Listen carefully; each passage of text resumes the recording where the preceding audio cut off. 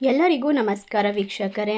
ನಿಮ್ಮ ಮನೆಯಲ್ಲಿ ಈ ಎರಡು ದೇವತೆಗಳು ಸದಾ ತಿರುಗುತ್ತಿದ್ದಾರೆ. ಕುಂಭ ರಾಶಿಯವರೇ, ಇದು ಸತ್ಯ. ಮರಣದ ಬಾಯಿಂದ ನಿಮ್ಮನ್ನು ರಕ್ಷಿಸುತ್ತಿರುವಂತಹ ದೇವರುಗಳು ಯಾರ್ಯಾರು, ಯಾವ ರೀತಿ ನಿಮ್ಮ ಜೀವನದ ಕಷ್ಟಗಳನ್ನು ದೂರ ಮಾಡಿ ನಿಮ್ಮ ಜೀವನಕ್ಕೆ ಹೊಸ ಅರ್ಥವನ್ನು ಮತ್ತು ಹೊಸ ಭವಿಷ್ಯವನ್ನು ಕಲ್ಪಿಸಿಕೊಡೋದಕ್ಕೆ ನಿಮ್ಮ ಮನೆಗೆ ಬರುತ್ತಿದ್ದಾರೆ ಎಂಬ ಸಂಪೂರ್ಣವಾದ ಮಾಹಿತಿಯನ್ನು ನೋಡ್ತಾ ಹೋಗೋಣ.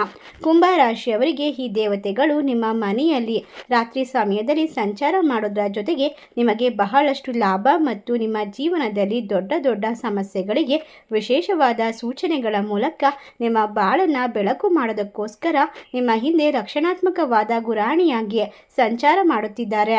ಮಾರ್ಚ್ ತಿಂಗಳು ನಿಮಗೆ ವಿಪರೀತವಾಗಿ ವಿಶೇಷವಾದ ಸಮಯ ಪ್ರಾರಂಭವಾಗ್ತಾ ಇದೆ.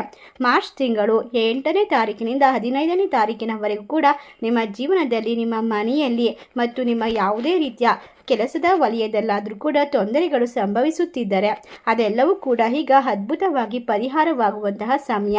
ಕುಂಭ ರಾಶಿಯವರೇ, ನಿಮ್ಮ ಮನೆಯಲ್ಲಿ 2 ನಾಗದೇವತೆಗಳ ಸಂಚಾರ ಇದೆ ಎಂಬ ನಂಬಿಕೆ ಜ್ಯೋತಿಷ್ಯ ಹಾಗೂ ಆಧ್ಯಾತ್ಮಿಕ ದೃಷ್ಟಿಯಿಂದ ವಿಶೇಷವಾದ ಅರ್ಥವನ್ನು ಹೊಂದಿದೆ ಎಂದು ಹೇಳಲಾಗುತ್ತಿದ್ದು, ಇದನ್ನು ದೇವರ ಕೃಪೆ ಮತ್ತು ಪೂರ್ವಜರ ಆಶೀರ್ವಾದದ ಸಂಕೇತ ಎಂದು ಪರಿಗಣಿಸಲಾಗುತ್ತದೆ. ಇದರ ಪರಿಣಾಮವಾಗಿ ನಿಮ್ಮ ಜೀವನದಲ್ಲಿ ಸಂಭವಿಸಬಹುದಾದಂತಹ ಘಟನೆಗಳನ್ನು, ಈ ಒಂದು ರೀತಿಯಾದ ಸೂಚನೆಗಳನ್ನು ನೀವು ಮುಂದುವರಿಸಿಕೊಂಡು ಅರ್ಥ ಮಾಡಿಕೊಂಡು ಹೋದಲ್ಲಿ ಖಂಡಿತವಾಗಿ ನಿಮ್ಮ ಜೀವನದಲ್ಲಿ ದೊಡ್ಡ ದೊಡ್ಡ ಬದಲಾವಣೆಗಳು ಇಂದಿನಿಂದಲೇ ಪ್ರಾರಂಭವಾಗುತ್ತದೆ. ಅಷ್ಟೇ ಅಲ್ಲದೆ ಸಣ್ಣ ಪುಟ್ಟ ಪರಿಹಾರದ ಮೂಲಕ ದೊಡ್ಡ ಮಟ್ಟದ ಯಶಸ್ಸನ್ನು ಕೂಡ ನೆಮ್ಮದಿಯನ್ನು ಆಕರ್ಷಿಸಿಕೊಳ್ಳಬಹುದು. ಸರ್ಪನಾಗ ದೇವತೆಗಳು ಸಾಮಾನ್ಯವಾಗಿ ರಕ್ಷಣೆ, ಪುಣ್ಯ ಫಲ ಮತ್ತು ಕರ್ಮಫಲಗಳ ಜಾಗೃತಿಯನ್ನು ಸೂಚಿಸುತ್ತದೆ. ಮನೆ ಸುತ್ತಮುತ್ತ ಸರ್ಪ ಸಂಚಾರ ಕಾಣುವುದು ಕೆಲವೊಮ್ಮೆ ಆಧ್ಯಾತ್ಮಿಕ ಶಕ್ತಿಯನ್ನು ಹೆಚ್ಚಿಸುವಂತಹ ಸಂಕೇತ ಎಂಬ ನಂಬಿಕೆ ಇದೆ. ಅದೇ ರೀತಿ ಕುಂಭ ರಾಶಿಯಲ್ಲಿರುವಂಥವ್ರಿಗೆ ಕುಟುಂಬದಲ್ಲಿ ಇರ್ತಕ್ಕಂಥ ಹಳೆಯ ಸಮಸ್ಯೆಗಳು ಪರಿಹಾರ ಮಾಡಿ ಇಷ್ಟು ದಿನ ಮನೆಗೆ ಕಿರಿಕಿರಿ ತಂದಿದ್ದಂತಹ ಕಲಗಳು ನಿಧಾನವಾಗಿ ಕಡಿಮೆ ಆಗಬಹುದು. ಮನೆಯಲ್ಲಿ ಶಾಂತಿ ಹೆಚ್ಚಳವಾಗುವ ಸಾಧ್ಯತೆ ಇದೆ. ಅಚಾನಕ್ಕಾಗಿ ಹಣದ ಅವಕಾಶಗಳು, ಕೆಲಸದ ಸ್ಥಳದಲ್ಲಿ ಅವಕಾಶಗಳು ಅಥವಾ ನಿಂತಿದ್ದಂತಹ ಹಣ ಮರಳಿ ಸಿಗುವಂತಹ ಸಾಧ್ಯತೆಗಳು ಕಾಣಿಸಿಕೊಳ್ಳಬಹುದು. ಪಿತೃದೋಷ ಅಥವಾ ಕುಟುಂಬದ ಹಳೆಯ ಕರ್ಮಗಳ ಪರಿಣಾಮವಾಗಿ ಈ ಸಮಯ ಕಡಿಮೆ ಆಗ್ತಾ ಹೋಗುತ್ತೆ. ಒಳ್ಳೆಯ ಘಟನೆಗಳು ಆರಂಭವಾಗುವಂತಹ ಸಮಯ ಎಂದು ನಂಬಲಾಗುತ್ತೆ. ಕೆಲವರಿಗೆ ಸರ್ಪ ಅಥವಾ ದೇವಸ್ಥಾನ ಸಂಬಂಧಿ ಕನಸುಗಳು ಬರುತ್ತಿದ್ದರೆ ಇದನ್ನು ಆಧ್ಯಾತ್ಮಿಕ ಜಾಗೃತಿ ಎಂದು ಹೇಳಲಾಗುತ್ತದೆ. ಈ ಸಮಯದಲ್ಲಿ ನಿಮ್ಮ ಜೀವನದಲ್ಲಿ, ನಿಮ್ಮ ಮನೆಯಲ್ಲಿ, ಮನಸ್ಸುಗಳಲ್ಲಿ ಅದ್ಭುತವಾದ ಬದಲಾವಣೆ ಸಾಧ್ಯತೆ ಕೂಡ ಹೆಚ್ಚಾಗಿರೋದ್ರಿಂದ ಖಂಡಿತವಾಗಿ ನೀವು ಅದೃಷ್ಟವಂತರು. ಈ ದೇವತೆಗಳು ನಿಮ್ಮ ಮನೆಗೆ ಏಕೆ ಬರುತ್ತಿದ್ದಾರೆ ಮತ್ತು ಅವರು ಬಂದು ಹೋದ ನಂತರ ಯಾವ ರೀತಿ ಬದಲಾವಣೆಗಳನ್ನು ಕಂಡುಕೊಳ್ಳೋಕೆ ಸಾಧ್ಯವಾಗುತ್ತೆ ಎಂಬ ವಿಶೇಷವಾದ ಮಾಹಿತಿಯನ್ನು ಇವತ್ತಿನ ವಿಡಿಯೋದಲ್ಲಿ ನೋಡ್ತಾ ಹೋಗೋಣ. ಅದಕ್ಕೂ ಮುನ್ನ ಎಲ್ಲೂ ಕೂಡ ಸ್ಕಿಪ್ ಮಾಡದೆ ಪೂರ್ತಿಯಾಗಿ ನೋಡಿ. ನೀವು ಕೂಡ ಕುಂಭ ರಾಶಿಯವರಾಗಿದ್ದರೆ ವಿಡಿಯೋಗೆ ಒಂದು ಲೈಕ್ ಕೊಡಿ. ಈ ದೇವತೆಗಳು ರಾತ್ರಿ 1 ಗಂಟೆಯ ನಂತರ ನಿಮ್ಮ ಮನೆಗೆ ಬರುತ್ತಾರೆ. ಅವರು ನಿಮ್ಮಿಂದ ಒಂದು ಅಮೂಲ್ಯವಾದ ವಸ್ತುವನ್ನು ಕೇಳುತ್ತಿದ್ದಾರೆ. ನೀವು ಆ ದೇವತೆಗೆ ಈ ಒಂದು ವಸ್ತುವನ್ನು ನೀಡದಿದ್ದರೆ ಅವರು ನಿಮ್ಮ ಜೀವನವನ್ನು ಸರ್ವನಾಶ ಮಾಡುತ್ತಾರೆ. ನಿಮ್ಮ ಜೀವನ ನರಕವಾಗುತ್ತದೆ. ಕಳೆದ ಕೆಲವು ವರ್ಷಗಳಿಂದ ನೀವು ಗಾಢವಾದ ನಿದ್ರೆಯಲ್ಲಿರುವಾಗ ಪ್ರತಿದಿನ ಮಧ್ಯರಾತ್ರಿ ಈ ದೇವತೆಗಳು ನಿಮ್ಮ ಮನೆಗೆ ಬರುತ್ತಿದ್ದಾರೆ ಎಂಬುದನ್ನು ತಿಳಿದು ನೀವು ಖಂಡಿತವಾಗಿ ಆಶ್ಚರ್ಯಚಕಿತರಾಗ್ತೀರಾ. ನಿಮ್ಮ ಕಣ್ಣೀರು ಧಾರಾಕಾರವಾಗಿ ಸುರಿಯುತ್ತದೆ. ಅವರು ನಿಮಗೆ ಕೆಲವು ಸೂಚನೆಗಳನ್ನು ನೀಡಲು ಬಯಸುತ್ತಿದ್ದಾರೆ, ಆದರೆ ನೀವು ಅದನ್ನು ಅರ್ಥ ಮಾಡಿಕೊಳ್ಳುತ್ತಿಲ್ಲ. ಒಟ್ಟಾರೆಯಾಗಿ ಸ್ನೇಹಿತರೆ, ಸ್ವಲ್ಪ ತಡೆಯಿರಿ, ಉಸಿರು ಬಿಗಿ ಹಿಡಿದು ಕೇಳಿ. ನಾನು ಹೇಳುತ್ತಿರುವಂತಹ ವಿಷಯ ನಿಮ್ಮ ಆತ್ಮವನ್ನೇ ಕದಡಬಹುದು. ಕಳೆದ ಹಲವಾರು ವರ್ಷಗಳಲ್ಲಿ ನೀವು ಎಷ್ಟೋ ಬಾರಿ ಸಾವಿನ ಬಾಯಿಂದ ಪಾರಾಗಿದ್ದೀರಾ.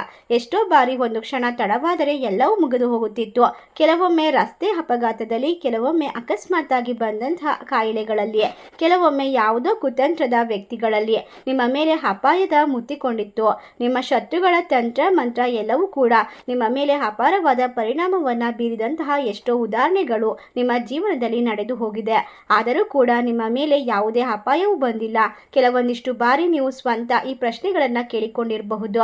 ನಿಮ್ಮ ಶತ್ರುಗಳ ತಂತ್ರ ಮಂತ್ರ ಕಾಳಿಕ್ರಿಯೆಗಳು ಯಾಕೆ ವಿಫಲವಾಗುತ್ತಿದೆ? ಅಸೂಯೆ ಮತ್ತು ಶಾಪಗಳಿಂದ ನಿಮ್ಮನ್ನು ಕುಗ್ಗಿಸಲು ಯತ್ನಿಸಿದರೂ ಕೂಡ ನೀವು ಪ್ರತಿ ಬಾರಿಯೂ ಯಾವುದೋ ಅದೃಷ್ಟ ಶಕ್ತಿ ನಿಮ್ಮ ಮುಂದೆ ಕವಚ ಕೊಟ್ಟಂತೆ ನಿಂತುಕೊಂಡು ನಿಮ್ಮನ್ನು ರಕ್ಷಿಸಿತು. ಯೋಚಿಸಿ ನೋಡಿ, ಅದು ಯಾರು? ಖಂಡಿತವಾಗಿ ಇದು ಯಾವುದೋ ರೀತಿಯ ಸಂಯೋಗವಲ್ಲ. ಇದು ಯಾವುದೋ ಅದೃಷ್ಟ ಶಕ್ತಿಯ ದೇವತೆಯ ಕೃಪೆಯೂ ಅಲ್ಲ. ನಿಮ್ಮ ಮೇಲೆ ಅಂಗಣದಲ್ಲಿ, ನಿಮ್ಮ ಬಾಗಿಲ ಹಂಚಿನಲ್ಲಿ, ನಿಮ್ಮ ನಿದ್ರೆಯ ತಲೆ ಹಂಚಿನಲ್ಲಿ ಯಾರೋ ನಿಮ್ಮನ್ನು ಕಾಪಾಡುತ್ತಿದ್ದಾರೆ. ಒಟ್ಟಾರೆಯಾಗಿ ಆದರೆ ಗಮನದಿಂದ ಕೇಳಿ, ಆ ದೇವತೆ ಈಗ ನಿಮ್ಮಿಂದ ಏನನ್ನು ಕೇಳುತ್ತಿದ್ದಾರೆ. ನೀವು ಅವರ ಕರೆಗೆ ಸ್ಪಂದಿಸದಿದ್ದರೆ ನಿಮ್ಮ ಸುತ್ತಮುತ್ತಲಿನ ರಕ್ಷಣಾತ್ಮಕ ಕವಚ ದೂರವಾಗಬಹುದು. ಆಗ ನೀವು ಹಣವನ್ನು ಕಳೆದುಕೊಳ್ಳಬಹುದು, ಮಾನವನ್ನು ಕಳೆದುಕೊಳ್ಳಬಹುದು, ಸಂಬಂಧವನ್ನು ಕೂಡ ಉಳಿಸಿಕೊಳ್ಳೋದಕ್ಕೆ ಸಾಧ್ಯವಿಲ್ಲ. ಶಾಂತಿಯ ನಿದ್ರೆಯೂ ಇರದು. ಮುಂದಿನ ದಿನಗಳಲ್ಲಿ ಈ ದೇವತೆ ನಿಮ್ಮ ಜೀವನದಲ್ಲಿ ದೊಡ್ಡ ಬದಲಾವಣೆ ತರುತ್ತಿದ್ದಾರೆ. ಈ ಸಂತೋಷದ ಸುದ್ದಿ ಕೇಳಿದರೆ ನಿಮಗೆ ಆಶ್ಚರ್ಯವಾಗುತ್ತದೆ. ನಿಮ್ಮ ಹೆಸರು ಎಲ್ಲೆಡೆ ಮೊಳಗುತ್ತದೆ. ನೀವು ವರ್ಷಗಳಿಂದ ಕಾಯುತ್ತಿದ್ದಂತಹ ಆಶೀರ್ವಾದ ಈಗ ನಿಮ್ಮ ಪಾಲಿಗೆ ಬರುತ್ತೆ. ಖಂಡಿತವಾಗಿ ಸ್ನೇಹಿತರೆ, ನಿಮ್ಮ ಶತ್ರುಗಳು ನಿಮಗೆ ತೊಂದರೆ ಕೊಡಬಹುದು, ನಿಮ್ಮ ಭೂತಕಾಲವು ನಿಮ್ಮನ್ನು ಕಾಡಬಹುದು. ಆದರೂ ನೀವು ಎಂದಿಗೂ ಸುರಕ್ಷಿತವಾಗಿರ್ತೀರಾ. ನಿಮ್ಮ ಜೀವನದಲ್ಲಿ ಸಂತೋಷ ತುಂಬಿದೆ. ಬಹುಶಃ ಸಂಪತ್ತು ಕಡಿಮೆ ಇರಬಹುದು, ಆದರೆ ಶಾಂತಿ ಇದೆ, ಏಕೆಂದರೆ ದೇವತೆಗಳ ಕೃಪೆ ನಿಮ್ಮ ಮೇಲಿದೆ. ಖಂಡಿತವಾಗಿ ನಿಮ್ಮ ಮನೆಯಲ್ಲಿ ಸಂತೋಷ ಇದೆ. ಅಪಾರವಾಗಿ ನೀವು ಕಳೆದುಕೊಂಡಂತಹ ಎಲ್ಲ ರೀತಿಯ ವಿಶೇಷವಾದ ಅವಕಾಶಗಳು ಕೂಡ ಇನ್ನು ಮುಂದೆ ನಿಮ್ಮ ಜೀವನಕ್ಕೆ ಮರಳಿ ಬರುತ್ತದೆ. ನೀವು ಕಳೆದ ಕೆಲವು ಸಮಯಗಳಿಂದ ತಿಳಿದೋ ತಿಳಿಯದೆ ಪ್ರತಿದಿನ ಈ ದೇವತೆಗಳನ್ನು ಕೋಪಗೊಳಿಸ್ತಾ ಇದ್ದೀರಾ. ನೀವು ಕೆಲವು ತಪ್ಪು ಅಭ್ಯಾಸಗಳಿಂದ ದೇವತೆಗಳನ್ನು ನಿಮ್ಮ ಮನೆಯಿಂದ ಬಿಟ್ಟು ಹೋಗುವಂತೆ ಮಾಡ್ತಾ ಇದ್ದೀರಾ.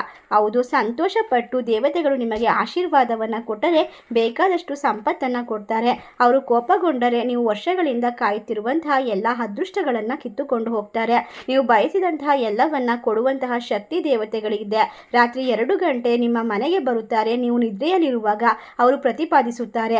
ನಿಮ್ಮ ಮನೆಯಲ್ಲಿ ಪಿತೃ ದೇವತೆಗಳು, ಪೂರ್ವಜರು ಮತ್ತು ಕುಲ ದೇವತೆಗಳು ಇರುತ್ತಾರೆ. ಆದರೆ ನಾವು ಮಾಡುವಂತಹ ಕೆಲವೊಂದಿಷ್ಟು ತಪ್ಪುಗಳು ಎಲ್ಲವನ್ನ ಕೂಡ ದೂರ ಮಾಡೋದಕ್ಕೆ ಸಾಧ್ಯ. ಅವರ ಶಾಪಕ್ಕೆ ಒಳಗಾಗುವಂತೆ ಮಾಡುತ್ತದೆ. ದೇವತೆಗಳು ಮನೆ ಬಿಟ್ಟು ಹೋದರೆ ಖಂಡಿತವಾಗಿ ನಿಮಗೆ ಕಷ್ಟ ಕಟ್ಟಿದ್ದ ಬುದ್ಧಿ. ಉದಾಹರಣೆಗೆ, ಮನೆಯಲ್ಲಿ ಅಶುದ್ಧ ಇರಬಹುದು, ಹಿರಿಯರು ಮತ್ತು ಮಹಿಳೆಯರಿಗೆ ಗೌರವದಿಂದ ನಡೆಸಿಕೊಳ್ಳದೆ ಇರಬಹುದು. ಇದೆಲ್ಲವೂ ಕೂಡ ನಕಾರಾತ್ಮಕವಾದ ಅಂಶಕ್ಕೆ ಒಳಗಾಗುವಂತೆ ಮಾಡುತ್ತದೆ. ಒಟ್ಟಾರೆಯಾಗಿ ಈ ಸಮಯದಲ್ಲಿ ನೀವು ಮಾಡುವಂತಹ ಪೂಜೆ ಪುನಸ್ಕಾರ, ವಿಶೇಷವಾಗಿ ಕುಂಭರಾಶಿಯವರೇ, ನಾಗಸರ್ಪ ದೇವತೆಗಳು ಕಾಣಿಸಿಕೊಂಡ ನಂತರ ಜ್ಯೋತಿಷ್ಯ ಹಾಗೂ ಆಧ್ಯಾತ್ಮಿಕ ಚಿಂತನೆಯ ಪ್ರಕಾರ ಕೆಲವು ಸೂಚನೆಯನ್ನು ಗಮನಿಸೋದು ಬಹಳ ಮುಖ್ಯ ಎಂದು ಹೇಳಲಾಗುತ್ತದೆ. ಇದು ದೇವರ ಸಂಕೇತ ಎಂದು ಭಾವಿಸೋದ್ರಿಂದ ಜೀವನದಲ್ಲಿ ಅಡೆತಡೆಗಳು ನಡೆಯುವಂತಹ ಸಣ್ಣ ಬದಲಾವಣೆಗಳು ಕೂಡ ಗಮನಿಸಬೇಕು. ಇವು ಮನಸ್ಸಿನಲ್ಲಿ ಆಂತರಿಕ ಬದಲಾವಣೆ ಮತ್ತು ಆಧ್ಯಾತ್ಮಿಕ ಶಕ್ತಿಯನ್ನು ಜಾಗೃತಿಗೊಳಿಸುವಂತಹ ಸಮಯವಾಗಿರುತ್ತೆ. ಖಂಡಿತವಾಗಿ ಈ ಸಮಯದಲ್ಲಿ ನಿಮ್ಮ ಜೀವನದಲ್ಲಿ ವಿಶೇಷವಾದ ಬದಲಾವಣೆ ಬರಬೇಕು. ನಾವು ಜೀವನದ ಎಲ್ಲ ಕ್ಷೇತ್ರದಲ್ಲೂ ಕೂಡ ಗೆಲುವನ್ನು ಸಾಧಿಸಬೇಕು. ಯಾವುದೇ ಕಷ್ಟಗಳು ಬಂದರೂ ಕೂಡ ಎದುರಿಸಬೇಕು. ಮುಖ್ಯವಾಗಿ ಹಣಕಾಸಿನ ಸಮಸ್ಯೆ, ಸಾಲದ ಸಮಸ್ಯೆ ನಮ್ಮ ಜೀವನದಲ್ಲಿ ಬರಬಾರ್ದು. ಇದೆಲ್ಲದಕ್ಕೂ ಕಾರಣ ನೀವು ಸರಿ ಮಾಡ್ಕೊಳ್ಬೇಕು ಅಂತ ಬಯಸ್ತಾ ಇದ್ರೆ ಖಂಡಿತವಾಗಿ ನಿಮ್ಮ ಮನೆ ಮತ್ತು ಮನಸ್ಸನ್ನು ಶುದ್ಧವಾಗಿಟ್ಕೊಳ್ಬೇಕು. ನಾವು ತಿಳಿಸುವಂತಹ ಪರಿಹಾರವನ್ನು ಕೂಡ ಮಾಡಬೇಕು. ಖಂಡಿತವಾಗಿ ಸಮಯದಲ್ಲಿ ಭಯ ಪಡದೆ ಬೆಳಗ್ಗೆ ಎದ್ದ ಕೂಡಲೇ ದೇವರ ಹೆಸರನ್ನು ಜಪಿಸುವುದು ಉತ್ತಮ. ಖಂಡಿತವಾಗಿ ಇದರಿಂದ ನಿಮ್ಮ ಜೀವನದ ದಿಕ್ಕು ಬದಲಾಗುವ ಸಮಯ ಎಂದು ಪರಿಗಣಿಸಲಾಗುತ್ತೆ. ನಿಮ್ಮ ಮನೆಯಲ್ಲಿ ನಕಾರಾತ್ಮಕವಾದ ವಾತಾವರಣ, ಜಗಳ, ಗಲಾಟೆಗಳು ಇವೆಲ್ಲವೂ ಕೂಡ ದೇವರ ಇರುವಂತಹ ಸ್ಥಾನವನ್ನು ದೂರ ಮಾಡುತ್ತೆ. ದೇವತೆಗಳು ಇರುವಂತಹ ಜಾಗದಲ್ಲಿ ಸ್ವಚ್ಛತೆ, ಶಾಂತಿ ಮತ್ತು ಸಕಾರಾತ್ಮಕತೆ ಇರಬೇಕು. ಇಲ್ಲವಾದ್ದರಿಂದ ನಿಮ್ಮ ಮನೆಯನ್ನು ಸದಾ ಸ್ವಚ್ಛವಾಗಿರಿಸಬೇಕು. ಪೂಜೆ ಪಾಠಗಳನ್ನು ಮಾಡಬೇಕು. ಹಿರಿಯರು, ಮಹಿಳೆಯರನ್ನು ಗೌರವಿಸಬೇಕು. ಮಕ್ಕಳಿಗೆ ಕೂಡ ಶಾಂತಿಯುತವಾಗಿ ವರ್ತಿಸಲು ಹೇಳಿಕೊಡಬೇಕು.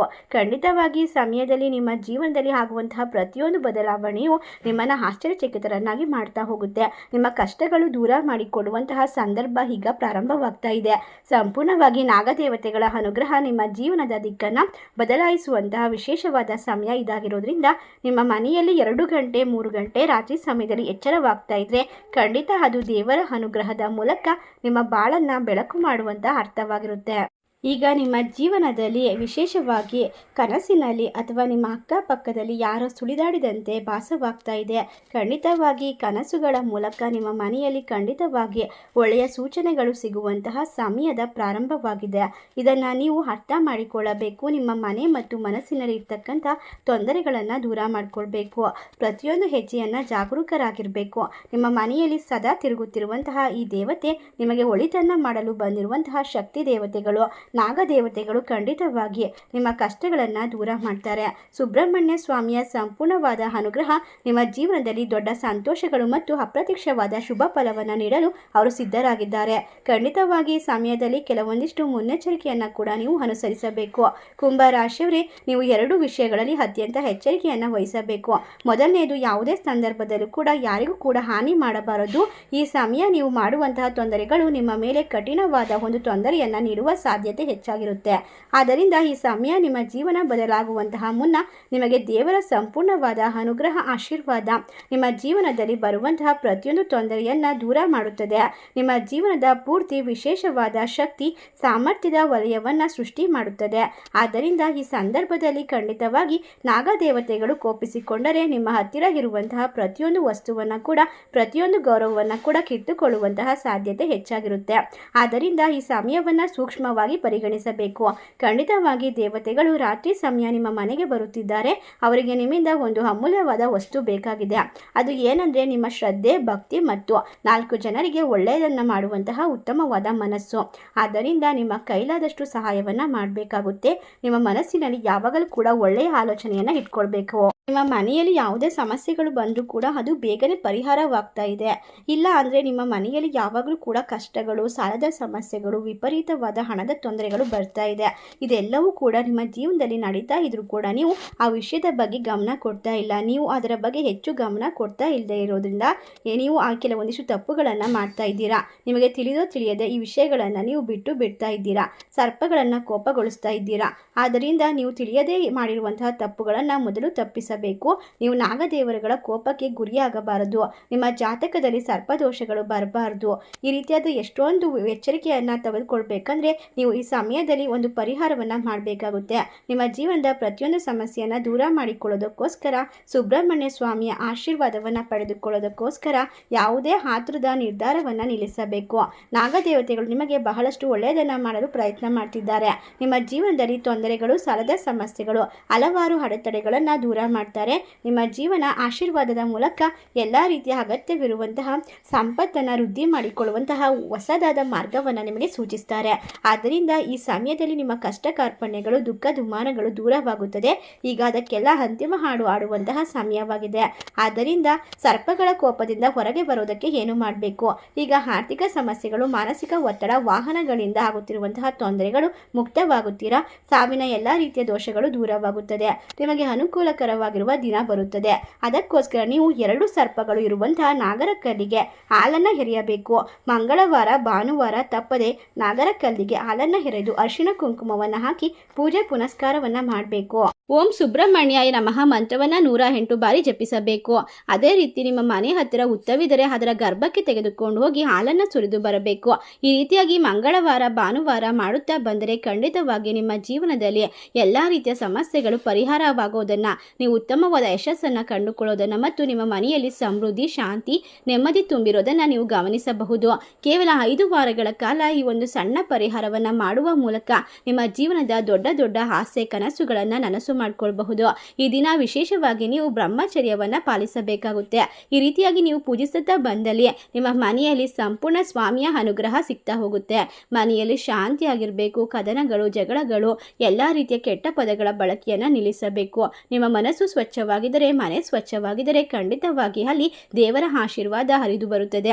ಆದ್ದರಿಂದ ನಿಮ್ಮ ದುಃಖಗಳು, ಸಂಕಷ್ಟಗಳು ದೂರವಾಗಿ ನಿಮ್ಮ ಜೀವನದಲ್ಲಿ ನೀವು ಅಂದುಕೊಂಡಷ್ಟು ಮಟ್ಟಿಗೆ ಬೇಗನೆ ಬೆಳೆಯಬಹುದು. ಐಷಾರಾಮಿ ಜೀವನವನ್ನು ಸೃಷ್ಟಿ ಮಾಡಿಕೊಳ್ಳಬಹುದು. ನಿಮ್ಮ ಮನೆಯಲ್ಲಿ ಇರ್ತಕ್ಕಂತಹ ನಕಾರಾತ್ಮಕ ಅಂಶ ದೂರವಾಗುತ್ತೆ. ಸಂತೋಷದ ವಿಷಯಗಳು ನಿಮ್ಮನ್ನು ಹುಡುಕಿಕೊಂಡು ಬರುತ್ತೆ. ನಿಮ್ಮ ಜೀವನದಲ್ಲಿ ಇನ್ನು ಮುಂದೆ ಅದ್ಭುತವಾದ ತಿರುವನ್ನು ಪಡೆದುಕೊಳ್ಳುತ್ತೆ. ನಾವು ಹೇಳಿರುವಂತಹ ಈ ಒಂದು ಪರಿಹಾರದ ಮೂಲಕ ನಿಮ್ಮ ಜೀವನದಲ್ಲಿ ಇರ್ತಕ್ಕಂಥ ನಾನಾ ರೀತಿಯ ಪ್ರತಿಯೊಂದು ಸಮಸ್ಯೆಗಳು, ತೊಂದರೆಗಳು ದೂರ ಮಾಡಿಕೊಳ್ಬಹುದು. ಅಷ್ಟೇ ಅಲ್ಲದೆ ಒಟ್ಟಾರೆಯಾಗಿ ನೀವು ಶಿವನ ದೇವಸ್ಥಾನಕ್ಕೆ ಭೇಟಿ ನೀಡೋದು, ನಾಗರ ಮುಂದೆ ಪ್ರಾರ್ಥನೆ ಮಾಡೋದು ಉತ್ತಮ ಫಲವನ್ನು ನೀಡುತ್ತದೆ. ಖಂಡಿತವಾಗಿ ಸಣ್ಣ ಪರಿಹಾರವನ್ನು ಮಾಡಿ ನಿಮ್ಮ ಜೀವನದಲ್ಲಿ ನಿಮ್ಮ ಮನಃಶಾಂತಿ, ದೈಹಿಕವಾಗಿರುವಂತಹ ಶ್ರಮ, ಆತ್ಮವಿಶ್ವಾಸ ಎಲ್ಲವನ್ನ ಕೂಡ ನಿಮ್ಮ ಮನೆ ಬಾಗಿಲಿಗೆ ಕರೆದುಕೊಂಡು ಬರುವಂಥ ವಿಶೇಷವಾದ ಸಂದರ್ಭ ಇದಾಗಿದೆ. ನಿಮ್ಮ ಮನಸ್ಸಿಗೆ ಧೈರ್ಯ ಬರುತ್ತದೆ. ಜೀವನದ ಮೇಲೆ ವಿಶ್ವಾಸ ಹೆಚ್ಚಾಗುತ್ತೆ. ನಿಮ್ಮ ಮನಸ್ಸು ಗಟ್ಟಿಯಾಗುತ್ತದೆ. ನೀವು ಎದುರಿಸುತ್ತಿರುವಂತಹ ಸಮಸ್ಯೆಗಳನ್ನು ಧೈರ್ಯವಾಗಿ ಎದುರಿಸಲು ಶಕ್ತಿ ನಿಮಗೆ ಸಿಗ್ತಾ ಹೋಗುತ್ತೆ. ಒಟ್ಟಾರೆಯಾಗಿ ನಿಮ್ಮ ಕನಸಿನಲ್ಲಿ ಸರ್ಪ ದೇವತೆಗಳು ಕಾಣಿಸಿಕೊಂಡರೆ ಅದು ನಿಮ್ಮೊಳಗಿನ ಶಕ್ತಿಯನ್ನು ಜಾಗೃತಗೊಳಿಸಲು ದೇವರು ನೀಡುತ್ತಿರುವಂತಹ ಒಂದು ಸಂದೇಶದ ಅಂಶವೆಂದು ತಿಳಿದುಕೊಳ್ಳಿ. ಯಾವುದೇ ಭಯವನ್ನು ಪಡುವ ಅವಶ್ಯಕತೆ ಇಲ್ಲ. ಆ 2 ಸರ್ಪ ದೇವತೆಗಳು ನಿಮ್ಮ ಜೀವನವನ್ನು ಬಂಗಾರ ಮಾಡಲು ಬಂದಿರುವಂತಹ, ನಿಮ್ಮ ಭಾಗ್ಯದಲ್ಲಿ ಅದ್ಭುತ ಬದಲಾವಣೆಯನ್ನು ತರುವಂತಹ ಸಂಪೂರ್ಣವಾದ ಸಮಯ ಇದಾಗಿದೆ. ಈ ದೈವಿಕವಾದ ಶಕ್ತಿಯ ಕೃಪೆಗೆ ಪಾತ್ರರಾಗಿ ಅಂತ ಹೇಳ್ತಾ ಈ ವಿಶೇಷವಾದ ಮಾಹಿತಿ ನಿಮಗೆಲ್ಲ ಇಷ್ಟವಾಗಿದ್ದರೆ ನಿಮ್ಮ ಫ್ರೆಂಡ್ಸ್ ಆ್ಯಂಡ್ ಫ್ಯಾಮಿಲಿಗೆ ಶೇರ್ ಮಾಡಿ, ನಮ್ಮ ಚಾನಲ್ಗೆ ಸಬ್ಸ್ಕ್ರೈಬ್ ಮಾಡಿ. ಸರ್ವೇ ಜನ ಸುಖಿನೋ ಭವಂತು. ಧನ್ಯವಾದಗಳು.